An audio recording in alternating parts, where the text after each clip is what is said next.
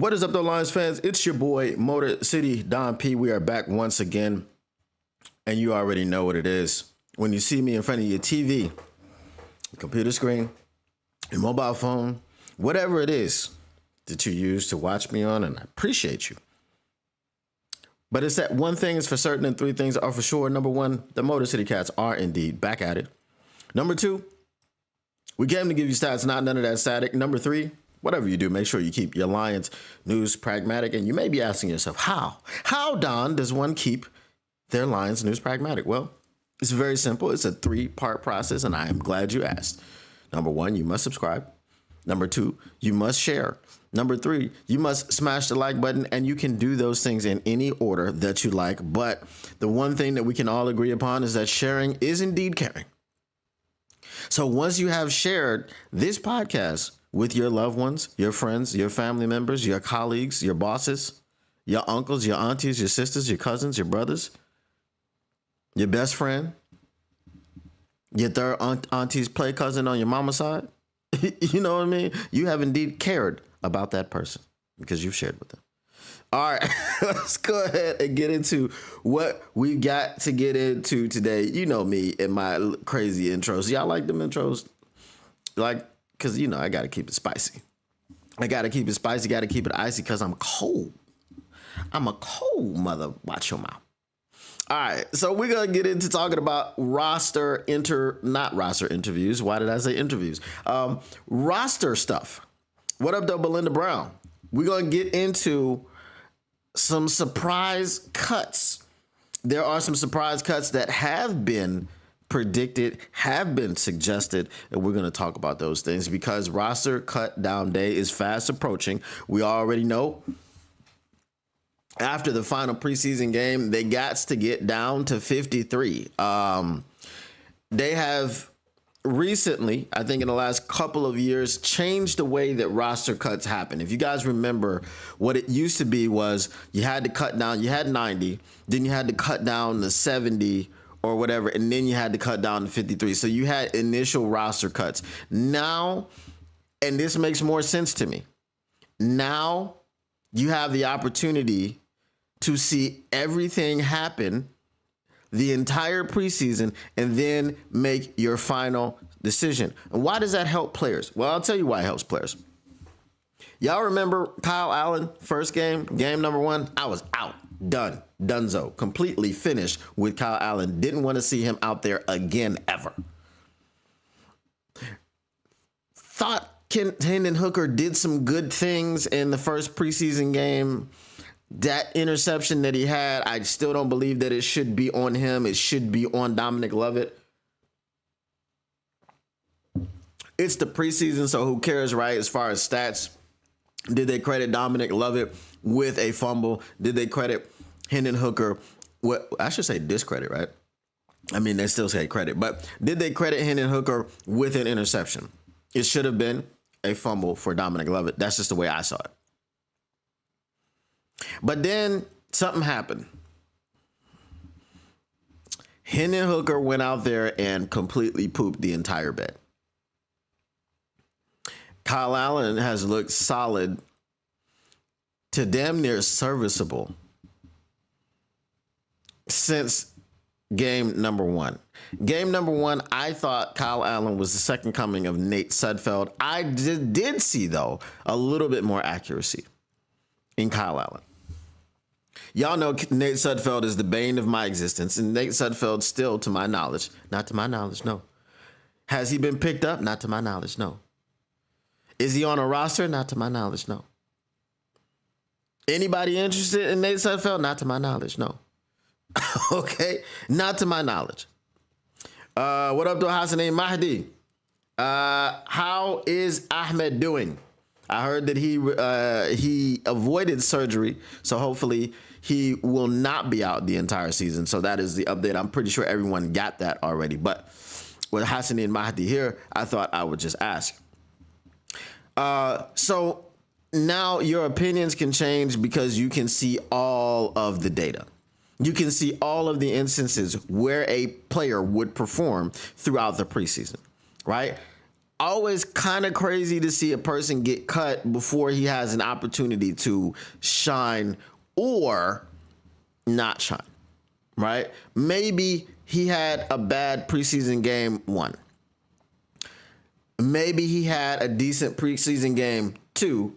And then you're like, yeah, but he just hasn't shown me enough, so I'm going to cut him before 3. I think now you get to see the entire body of work, everything that they did in camp, everything that they did in the preseason. Remember Dylan Drummond last year? Everyone was like, oh my God, Dylan Drummond. But in the preseason, he couldn't catch a cold because he couldn't get open and the lights were too bright for him. Now, fortunately, he has latched on with the Atlanta Falcons, but that is just my point. Sometimes people look good, sometimes people look bad, but the good thing for these players now is that you get the entire body of work, the camp, the full preseason, and then you either make the team or you get an opportunity elsewhere. Okay? Now, getting an opportunity elsewhere is why, while we talk about people getting cut and all these other things, and it seems cold and callous and cruel, but just because you get cut by the Detroit Lions doesn't mean that you won't be playing football that season. You actually could come back to the practice squad, or you actually could just be on the couch and the Detroit Lions call you up one day, right? Or you could go and join someone else's practice squad or someone else's active roster.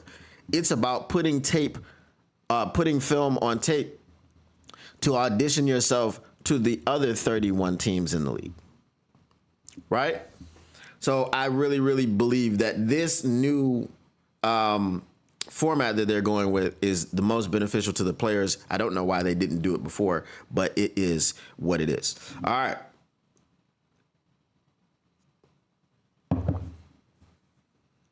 So let's talk about these proposed potential cuts. All right. So we got an article here from Detroit Lions on SI. It is not the doc, John Doc Macaron, who I do need to get on the show. Again, people be busy. I forgot to ask him. Okay. So let me send him a text.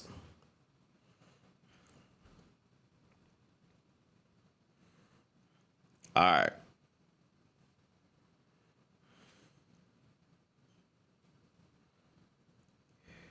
I'm just going to send a you busy text.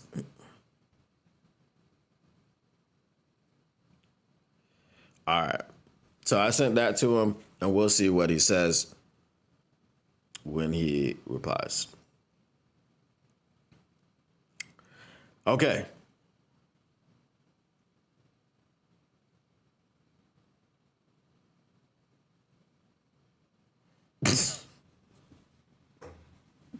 This is why we are not GMs. Mike Payton has and I know he's being funny. He's trying to be funny, but he says, it's a tweet. He says, if I were Brad Holmes, I'd make the Trey Hendrickson trade just to show people how much it wouldn't work out. And you'd lose your job. If you were Brad Holmes, you'd lose your job. That's all I'm saying. All right. So let's go ahead and grab, as I said, this information. Where my chat at? Here my chat go. So Hassani Mahdi says, Ahmed, by God's will, inshallah, he will come back more strong and more hungry. Do you have an idea when he will come back? Will he be going on, will he be playing this season again, or will he be playing next season? The people want to know. All right. So we are talking about predicting 5 surprise cuts for Lions based on preseason performances. As I said, this is Detroit Lions on SI, but it is not John the Doc Macaron. This is Vito Chirco. Okay? Vito Chirco. Now, these are his predictions. We're going to react to each one as they come in. Okay? So he says roster cut down day always delivers a few surprises, and the Detroit Lions are no exception. Coming off a 15-win season and an NFC North title, the Lions find themselves with increased depth across several position groups, which could leave some recognizable names on the outside looking in. Here are 5 players who could be surprise cuts before the start of the regular season. Now, I want to let you know, all of these are surprising. Every single one of them is surprising because it deals with some names that you'd be like, why? Why are we cutting him? So these are surprises. I'm telling you, you're gonna be surprised. Wait, you're gonna be surprised. All right, first one is the guy on the thumbnail, wide receiver Tim Patrick. Patrick was re-signed this offseason to provide size and experience to Detroit's receiving core, but training camp hasn't gone his way. He struggled to find rhythm while rookie Isaac Tesla and Jackson Meeks have impressed with their energy and playmaking. With Amon-Ra St. Brown and Jameson Williams locked in at the top of the depth chart, Patrick may be battling for one of the final wideout spots. If the younger receivers continue their rise, Patrick could be the odd man out. So here's where... Okay, I'm sorry. I lied. All of these are not surprising because the next one, there ain't no surprise at all. I'd be surprised if he doesn't get cut. That's okay. Anyway, where I would disagree with the assessment on Tim Patrick is this. If Tim Patrick was on the roster bubble, if Tim Patrick was in danger of getting cut, is it that oh my God, are we serious with this bull crap? Hold on. Can y'all see me?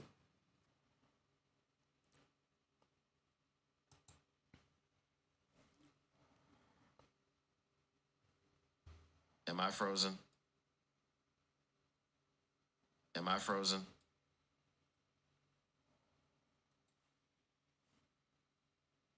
All right, we back.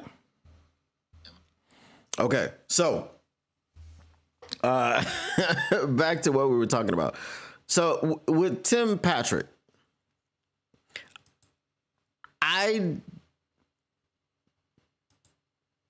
what I want to say is this. Is it just that you know what Tim Patrick can do, so you don't need him to play in the preseason, but you know he's not living up to the standard that you expect from him, so that's how you decide to cut him? Because while he may be struggling in practice, while he may be struggling to stay healthy, he's dealing with, I think, a hamstring injury and things of this nature, right? Do you cut him without giving him an opportunity to play? You know what I mean? Like, so I understand.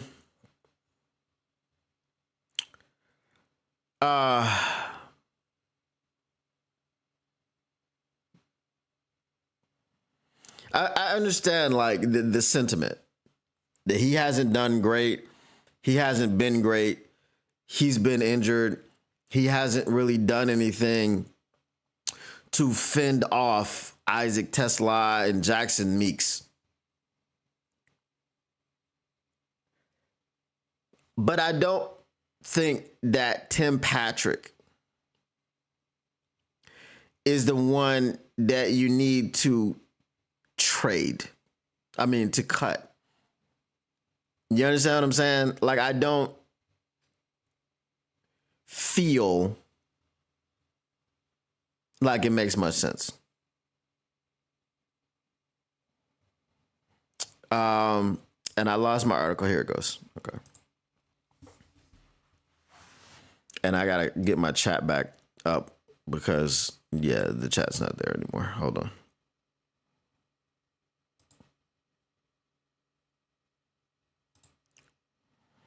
But at least I got the mic working right away, so that's progress.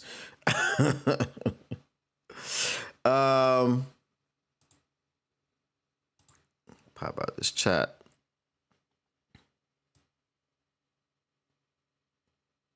Ron Winarski is here. Of course. All right. So I don't know. I think cutting Tim Patrick, I feel like you can make cuts elsewhere if you're trying to make for Jackson Meeks. You understand what I'm saying?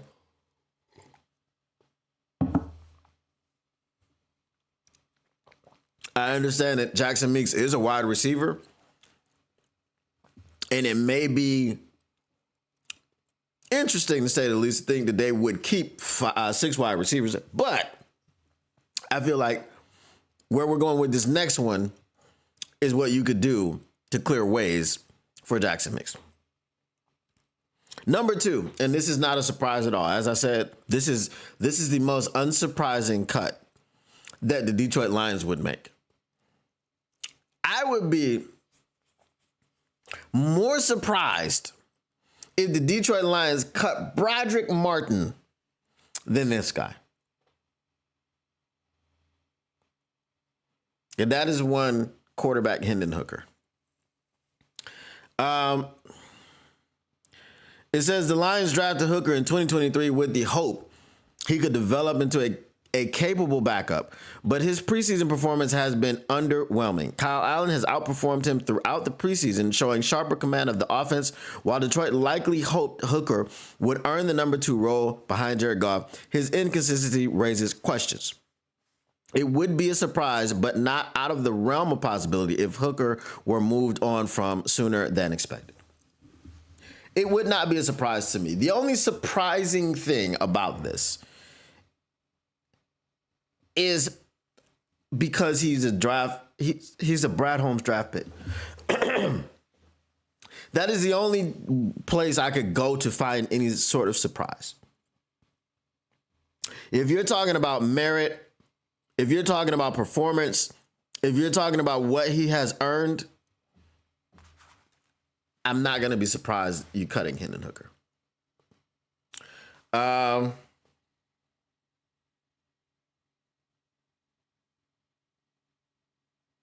Okay, so we can't say when Ahmed will be back. Okay.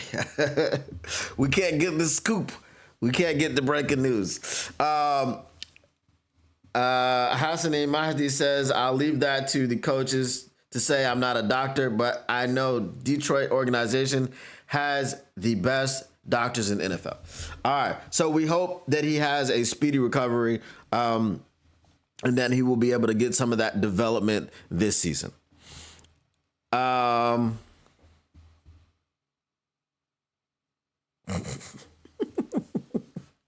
So I've been very vocal on Hen Hooker. I mean, there's been pushback and criticism from some of the fans that he has for non-football reasons. But if we're talking about football reasons, we're not talking about any lines that are being blurred or, lines that I'm not going to get into that. If we're talking about football in itself, Hen Hooker has been bad. He has not been good this year at all. The question is, why do they keep bringing in competition for him? And I said this, I think it was yesterday. Why do they keep bringing in competition for Hen Hooker? They keep bringing in competition for Hen Hooker because they keep telling him he needs to compete for his job. It's not secure. It hasn't been. He's competed now with 3 different quarterbacks for that backup position. Nate Sudfeld, who I could beat out. Okay. Jake Fromm. Now Kyle Allen. I don't even know that he beat out Jake Fromm. I just know that Jake Fromm, I don't think was ever in serious consideration for the backup job. And the reason I say that is because Jake Fromm was often out there in the fourth quarter of the preseason games. Right? The fourth quarter of a preseason game just feels like, you're throwing me a bone. You don't really think that I can do anything here. Okay? Because now you see the battle between Kyle Allen and Hen Hooker. They're getting one start 1 week, the other start the other week. It's 4 preseason games that they have, 2 starts each, 2 second halves each. Right? So it's kind of like an equal share. The people that keep asking the question, is Hen Hooker getting the same opportunities as Kyle Allen? Yes. He's getting the same opportunities as Kyle Allen. Right? Dan Campbell said he's probably going to start against the Texans, which will make for his second start. Kyle Allen started game 1. Hen Hooker started game 2. Kyle Allen started game 3. Hen Hooker will start game 4. Okay, Kyle Allen was running with the 1s, and then Hen Hooker ran with the 2s. Then Hen Hooker was running with the 1s, and Kyle Allen was running with the 2s. They're getting the same opportunities. If you're saying, well, he's not getting the opportunity to throw the ball, that's because he tucks and runs all the time, and he also doesn't protect the football. So is Hen Hooker a surprise cut to me? Not in the least bit. If he gets cut, it's not the least bit surprising. I would say at this point that it's probably more surprising if he remains on the roster. To me.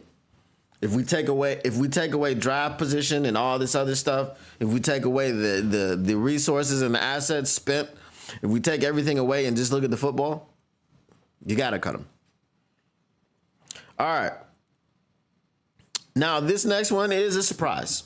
I think it's a surprise because this person is a stalwart. He's a glue guy. He does all the things that the coaching staff ask him to do.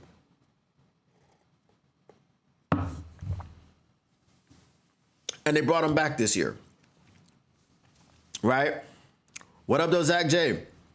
He had the opportunity where he could have hit free agency and go somewhere else, and the Lions re-signed him. And he's done nothing in camp. He's done nothing in the preseason to make me believe that the Lions are going to move on from him. He does the same thing that he always does. He's your starting running back in the preseason. That is one Craig Reynolds.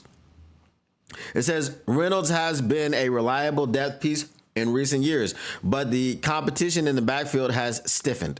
Second-year pro Sione Vaki and former UFL star Jacob Sailors have each made a case to earn the number 3 running back spot behind David Montgomery and Jahmyr Gibbs.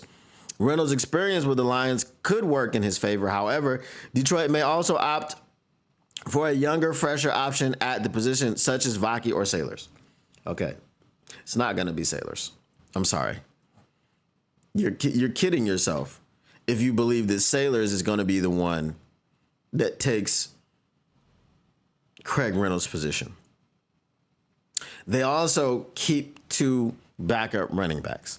They don't just have one. Like I've said before, Craig Reynolds is the Monty backup. Sione Vaki is the Gibbs backup.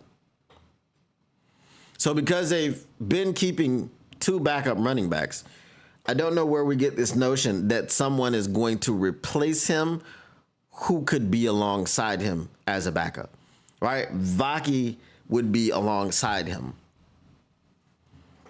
And I don't think that Sailors has looked good. Again, when did he get in the game? In the 4th quarter? Right? In the second half somewhere? Where did he get in the game? When did he get in the game? Who was he going up against? Remember Jake Fromm. I'm just trying to remember Jake Fromm.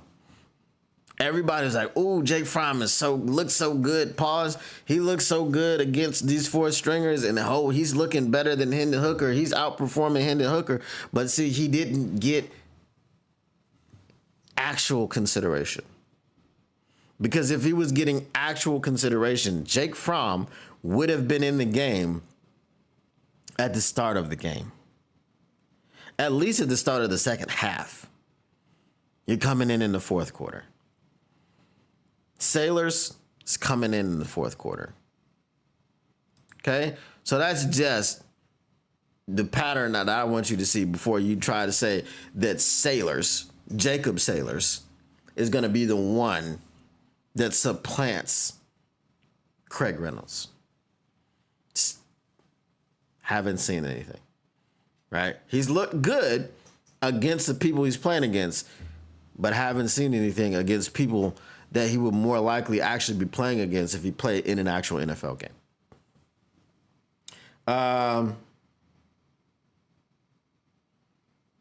Did they keep 4 running backs? I think they do as well. Hopefully we keep Sailors on the practice squad, though, if no one poaches him. I think that is probably the likely outcome of where Sailors is going to be. I don't think taking over for Craig Reynolds is the move. All right, so that one was surprising. This next one, I'm not...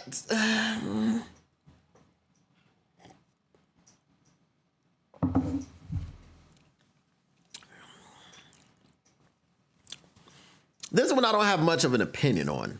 So I don't know if it's surprising or not. It says Shane Zylstra. Zylstra has been a steady reserve tight end, but the emergence of Zach Horton changes the equation. Horton's ability to not only contribute as a receiver, but also line up at fullback gives him added versatility. With Sam Laporta and Brock Wright firmly entrenched as the top 2 tight ends, Zylstra's role is in jeopardy. His familiarity with the system may not be enough to secure him a roster spot this time around. Okay, so my honest reaction to this is when I was watching the game against the Dolphins, Zach Horton flashed across my screen because he committed a holding penalty in the backfield. And I had one question and one realization.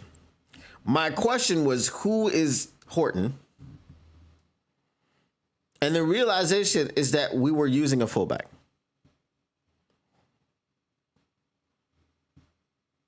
Okay?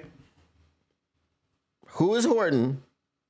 And the realization is that we were using a fullback. I didn't know he was a tight end. Thought he was a fullback. Full-time fullback. We don't have one on the roster. We haven't had one for quite some time. So his ability to play a position that we don't even value enough to roster a person for that position, it's kind of a moot point. Is he a better blocker, pass catcher? Like, is he better than Shane Zylstra at tight end? Yes, he may be versatile, but he's versatile playing a position that we barely use. Again, I didn't know we had a fullback or a person identifying as a fullback. Like, I didn't know we had that on the roster. So I don't know that's a cut that happens because of the reasons that were given. I haven't seen anything out of this tight end group this preseason, to be honest. Right. Like, I mean, I have definitely not been paying attention to it because we already know it's Sam Laporta and it's Brock Wright. And then, excuse me. And then the third guy would be Shane Zylstra. But, you know, I don't know about Zach Horton. I don't know what he's done. I don't know if they've thrown him any passes. I don't know. I haven't been watching him. So, like I said, didn't even know who he was. Okay. Now,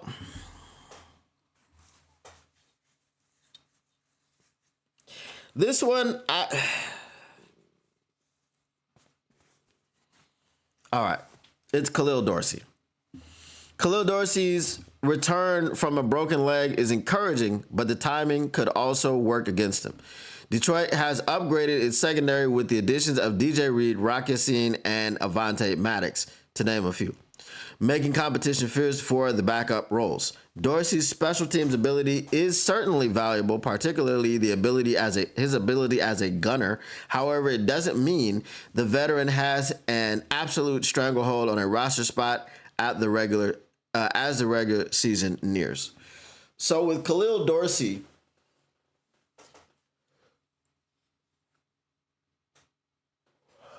excuse me, I know they like him. They like him a lot. I know Dan Campbell's happy that he's back.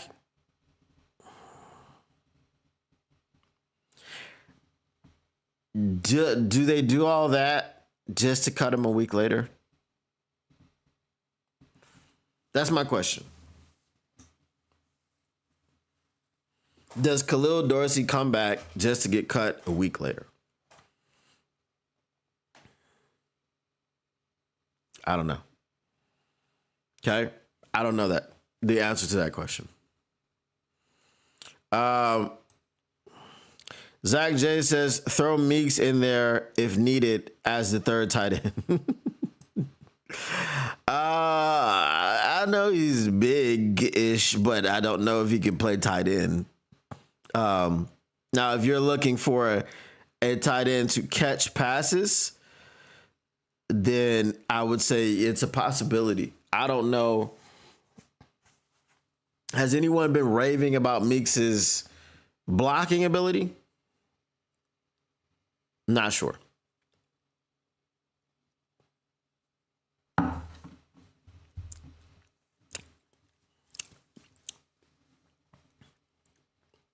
Ron, that's just weird. Stop calling that man Dan Johnson. It's weird. It's just weird. It's very strange. It's very strange. It's very strange.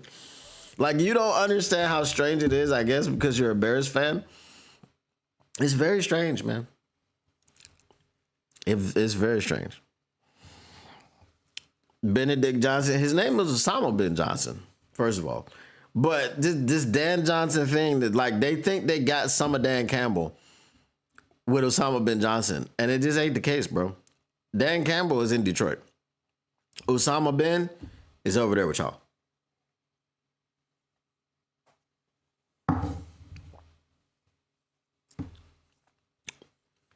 All right. So we talked about the surprise cuts. We got a lot of stuff that came out today with the Lions stuff. So I'm just going to go through some headlines with y'all. Not exactly go through articles, but these are just topics to take.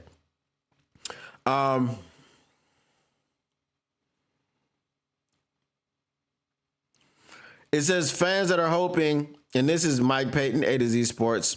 Fans that are hoping their favorite team signs former Tennessee Vols QB Hen Hooker may be in for a rude awakening. Okay, so here's the thing. What are you guys seeing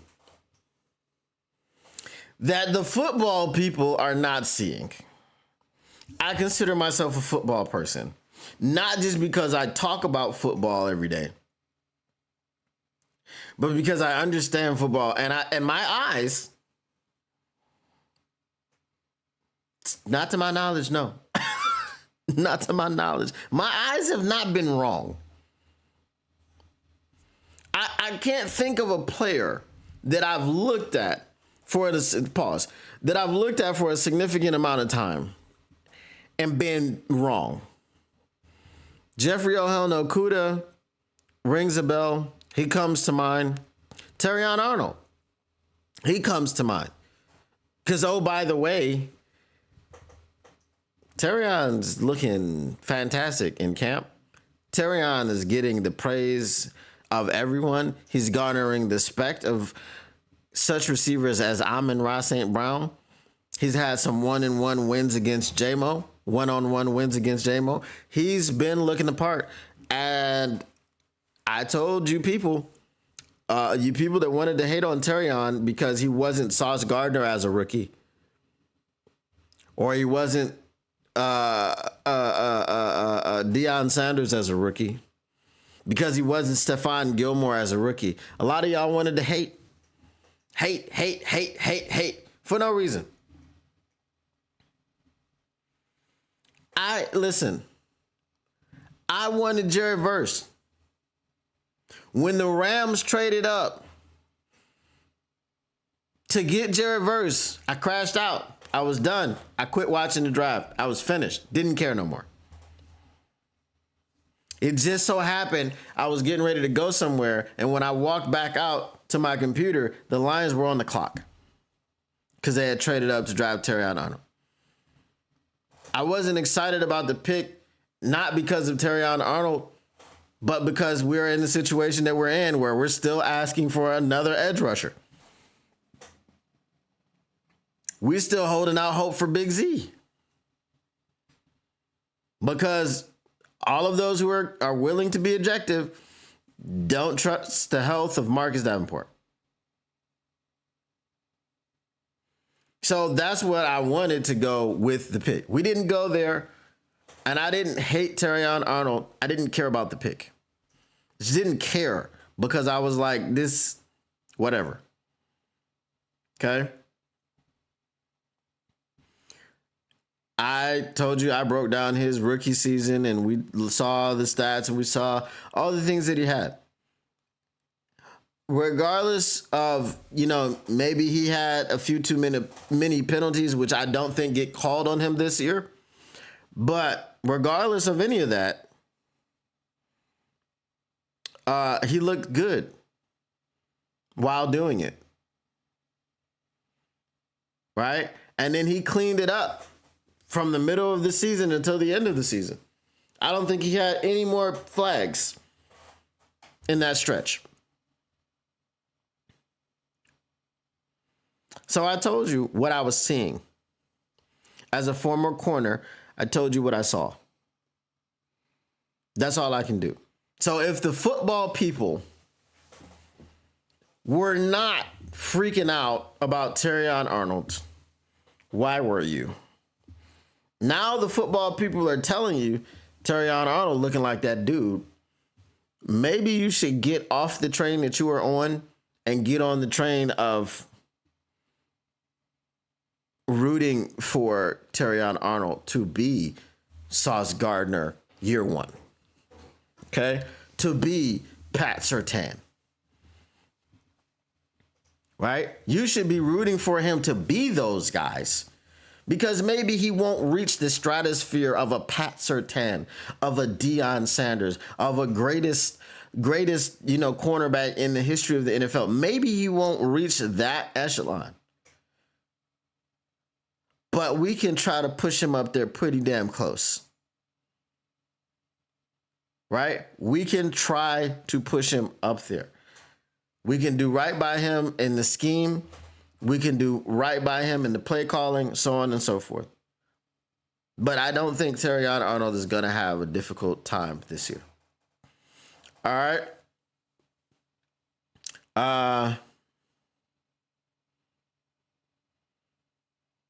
This dude over here talking about Bears trading anybody for St. Brown. That's not going to happen. Zach J, the latest on Ahmed, per his father, was that he's going to come back stronger than before, but he didn't have an update as far as the time that he's going to come back.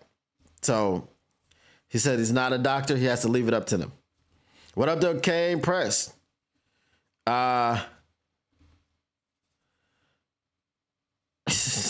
She says Bears fans say we suck, but yet they want all our players, coaches, and fans. Yeah, y'all got DeAndre Swift, Ron. That's all I'm saying. Y'all got DeAndre Swift. So the Hen Hooker thing, like I said, back to what we were saying. Fans that are hoping their favorite team signs former Tennessee Vols QB Hen Hooker may be in for a rude awakening. My question is, what kind of awakening are you? Why do you need an awakening? What have you seen from Hendon Hooker? And this is Lions fans as well, because we have some of those fans out here. What have you seen from Hen Hooker? Use your eyes. Don't use your heart, right? Don't use your emotions. Use your eyes.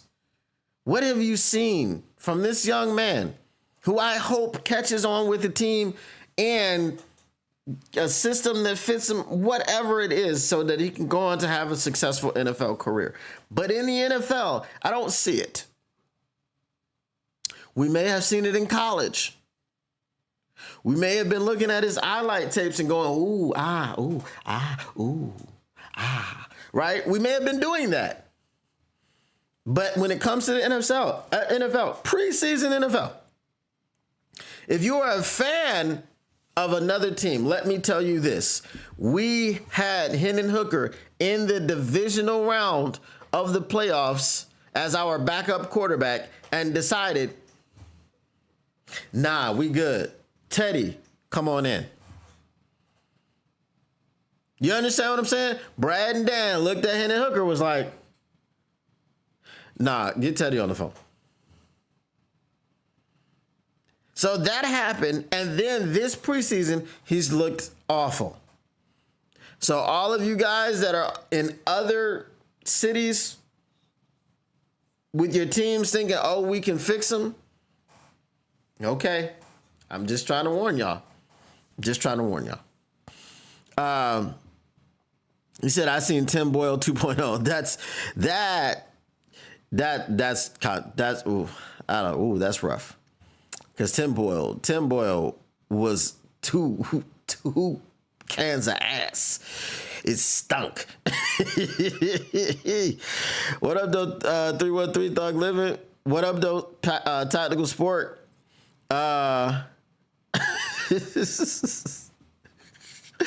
Okay, Press says Mr. Chef is so damn funny. So yeah, again, I don't get the Hen Hooker thing. All right, what's the next headline? Mike Valenti would trade Brian Badge to Bengals for star defender. Like we talked about this yesterday, man. You're trading Brian Branch to the Bengals for a 31-year-old Brian Branch. I'm not even going to entertain it. I didn't read the article. Don't listen to the flagship. If y'all want, some real Detroit Lions takes, come holla at your boy, Motor City Cats. All right. Jahmyr Gibbs speaks out on carry share with David Montgomery. Shout out to the Pivot podcast. Jahmyr Gibbs and David Montgomery were on it.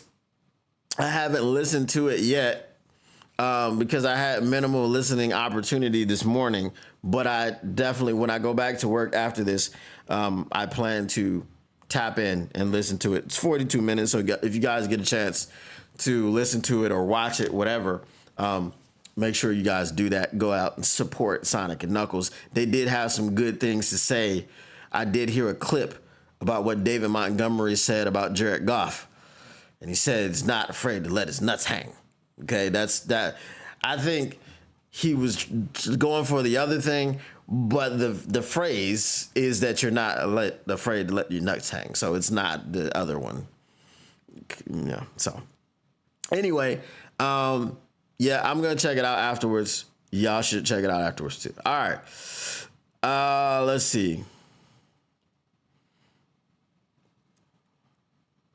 Okay. Well, just as I said it, I was incorrect. And I can admit when I'm wrong. Former Detroit Lions quarterback signs with 49ers. Nate Sudfeld is signed with the San Francisco 49ers. The fact that Nate Sudfeld just got a job 5 hours ago is atrocious. But I'm not going to hate on the man for getting a job.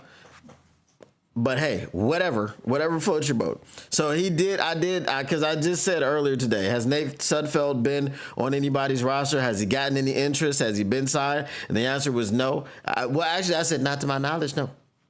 Not to my knowledge. Not to my knowledge, no. Now my knowledge says that Nate Sudfeld has signed with the San Francisco 49ers.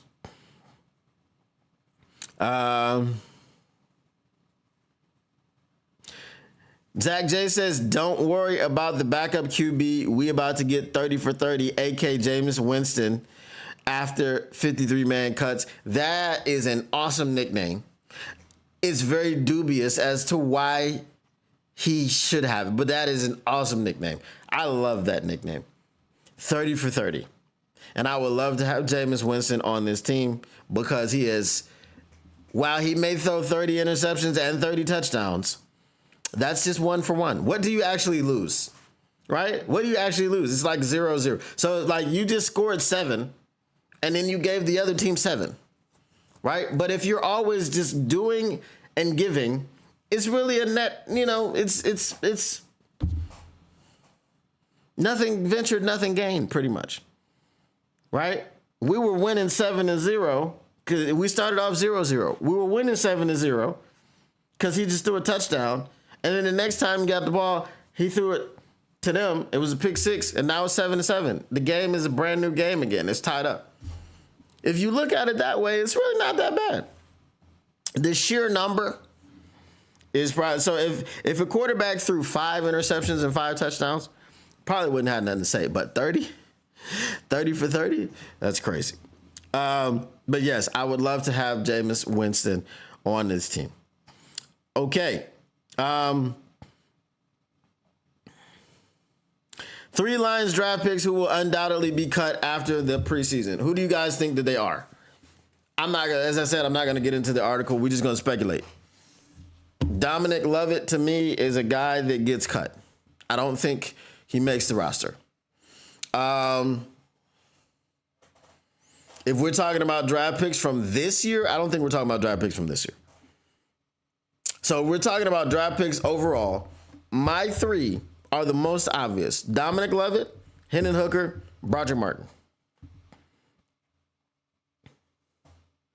He said, I just want him from the pre and post game interviews. Yes. But he's a better player than Kyle Allen and Hen Hooker. Those are my 3. Dominic Lovett, Broderick Martin, Hen Hooker. I don't see any other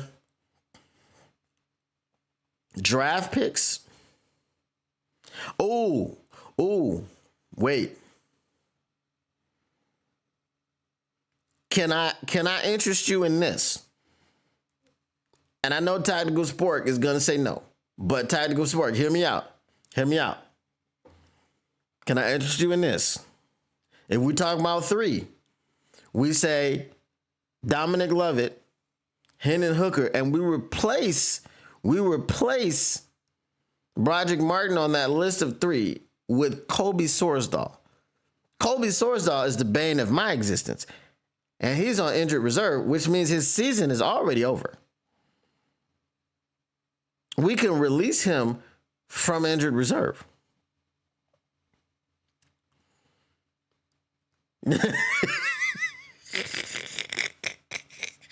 Tactical Sport says, nope. I'm just saying. Colby Sorsdahl was drafted in the same draft as Broderick Martin. And Colby Sorsdahl was drafted over Puka Nacua. You have to think about this. Colby Sorsdahl was our 5th round pick. We picked Colby Sorsdahl in the 5th round instead of picking Puka Nacua. So you should be more outraged because he is the direct replacement. Like he was directly contrasted with Puka Nacua. He was the direct reason. Colby Sorsdahl is the reason that Puka Nacua is not a Detroit Lion.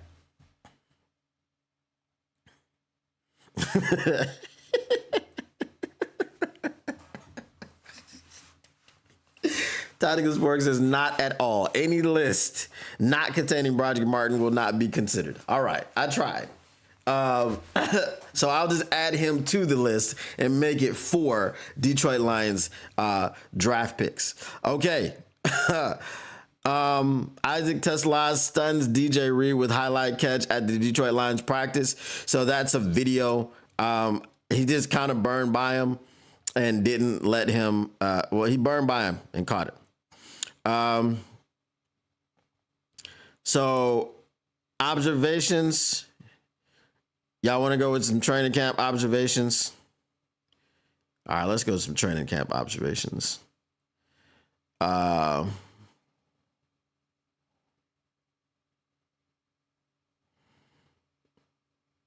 don't know what that is. All right. So these observations are not from Tim Tuniman. They are from John the Doc Macaron.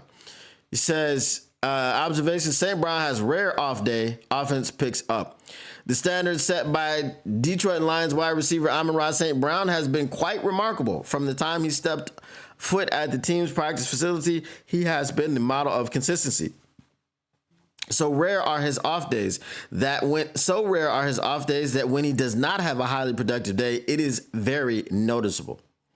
On a rainy, dreary day that canceled corporate VIPs from attending Lions practice, the team took to the field for another competitive scrimmage that saw the offense get into rhythm and find the end zone much more than the defense would have liked. It was one of those days that all football players experience, where the football was just out of reach and nothing seemed to go exactly according to plan for the former USC Trojan standout. Here are several takeaways from day 16 of the Lions training camp, which featured a competitive scrimmage. St. Brown, not a big part of solid offensive day. St. Brown has been on the receiving end of so many positive plays throughout training camp, but Tuesday was a day that saw Detroit's defensive backs battle strong and largely keep the talented wideout from making big plays.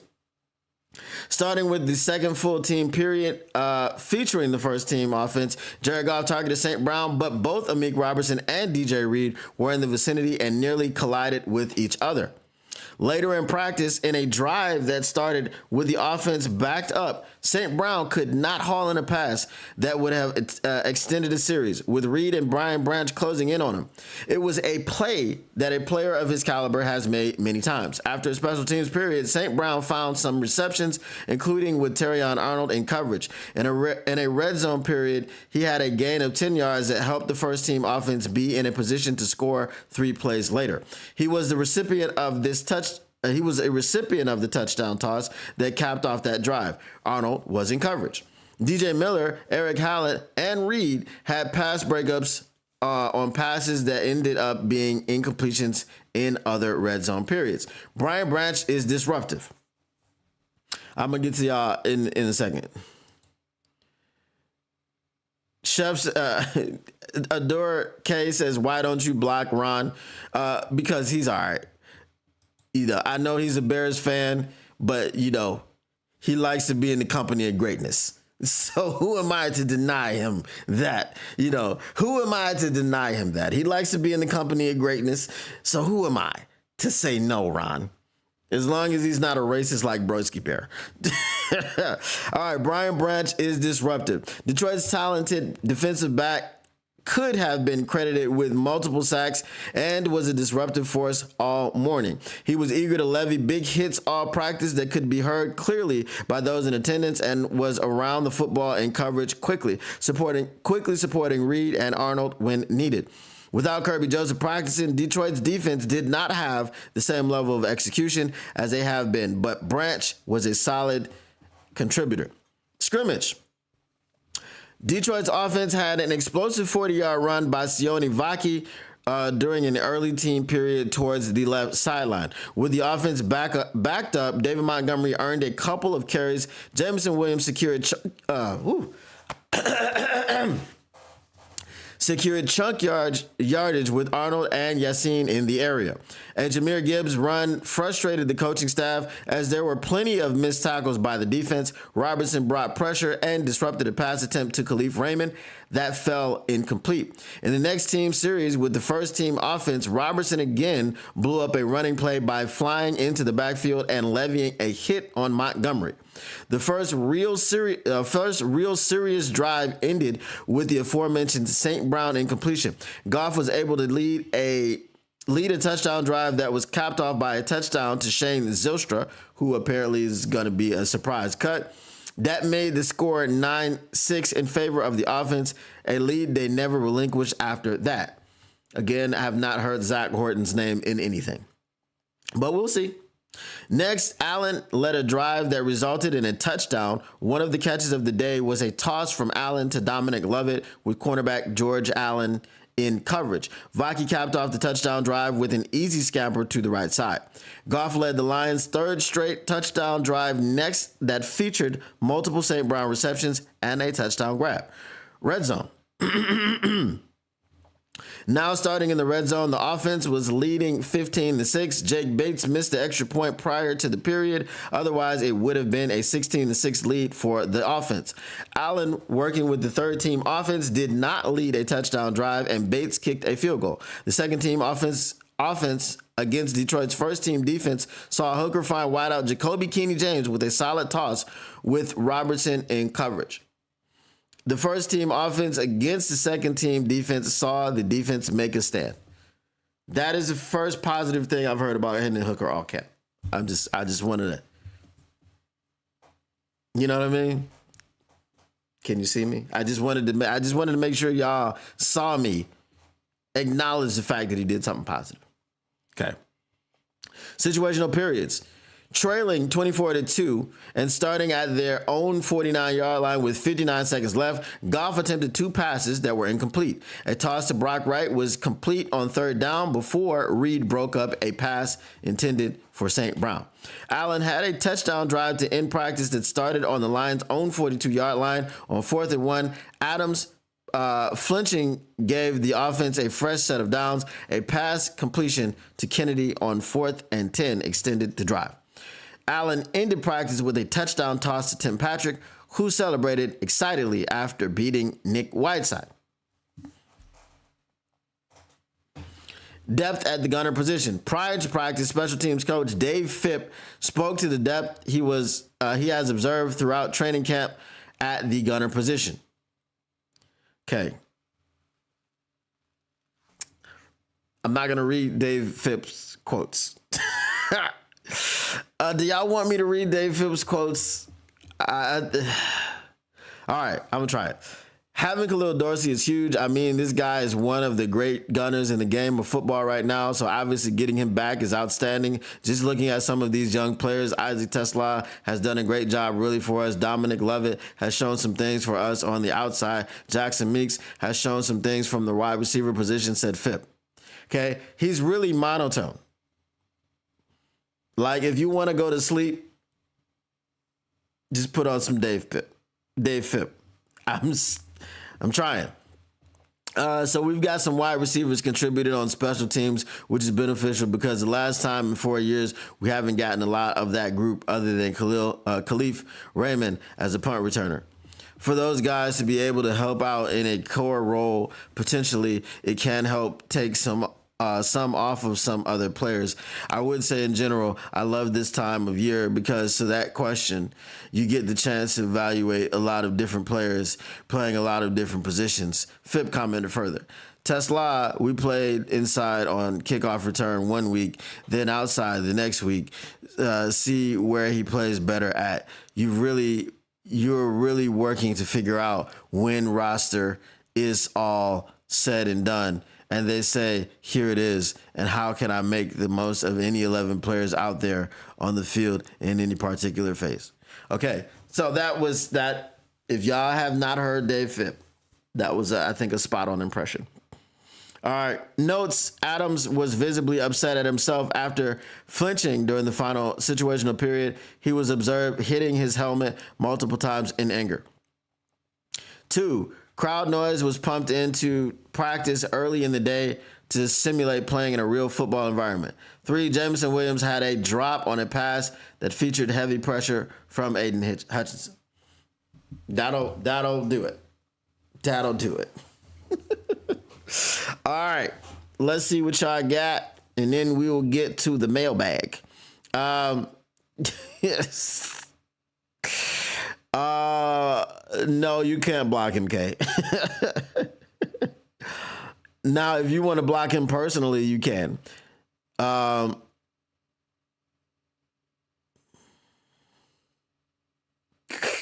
Said, is Gibbs available? Zach J said, yes, he's available. We're going to need 7 first-round picks, LMAO. Uh, K doesn't like Ron because he's a Bears fan. Why are you hating on Ron from Jersey Shore? Ron sounds like he's just saying words. Well, you know, Bears fans come in and troll, and as long as they're just saying words and they're not being offensive, you know, hey, it's all good. All right, mailbag, mailbag. What you gonna do? What you gonna do when they reading you? Mailbag, mailbag. Just get mailbag. Mailbag. Get your mailbag questions in. Get them in. Bask in it. Let's go. Mailbag. The Bears need a QB. You all want Hooker, but whatever would we do? Hooker knows our whole playbook.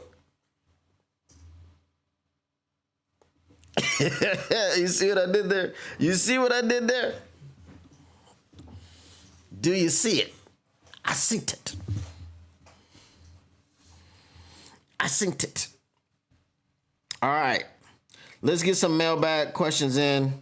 So I can get up out of her.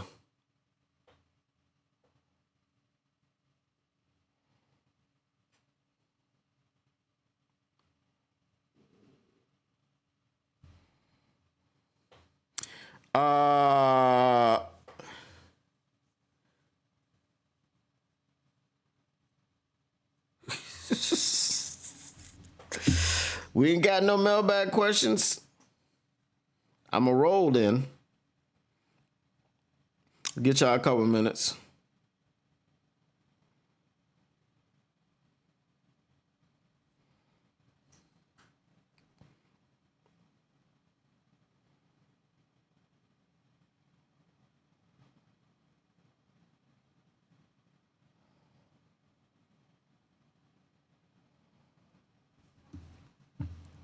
Mailbag, how many more days do I have to suffer with Project Martin on this team? Well, if he gets cut on cut down day, what is that? The day after the final preseason game? Is that preseason game on Saturday, I'm guessing again? So probably by Monday, by next Monday, you know, so for you guys, it's what, Tuesday? So you're looking at about 6 more days. 6 more days. Mailbag, can you really say that the Bears beat the Bills if they had their starters playing? No, I don't think so. Like we saw what that looked like last year when the Bills played us. So, and I would say a 15-2 team was a lot better than a, what were they? 5-12? We had the same numbers in our record, but they just had we had the same numbers, but you had to flip it. You had to carry the one and put it somewhere else for them. You carried the one over to our win column. You carried the one over to their loss column. Mailbag, could J-Mo go down as the GOAT? Mr. Detroit City, yes. Yes, he can. Game is Saturday at 1, so Saturday around 5, he will be gone. I'm definitely gonna have to come with the Red Bull, because that's a 3 a.m. game for me. So definitely gonna have to come with the Red Bull.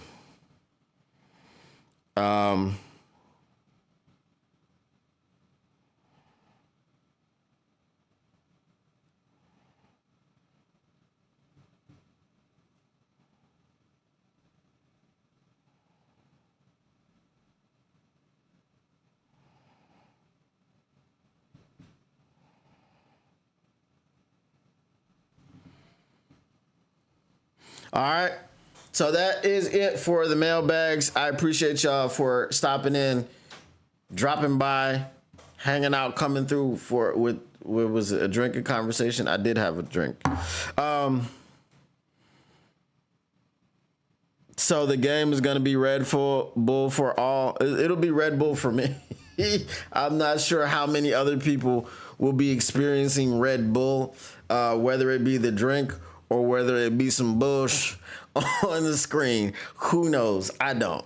But I appreciate y'all for coming through, hanging out, stopping by for a drinking conversation. You know, multi-time Grammy Award win. Anyway, it is what it is. The Motor City Cats are indeed back at it. We came to give you stats, not static. Whatever you do, make sure you keep your Lions news pragmatic.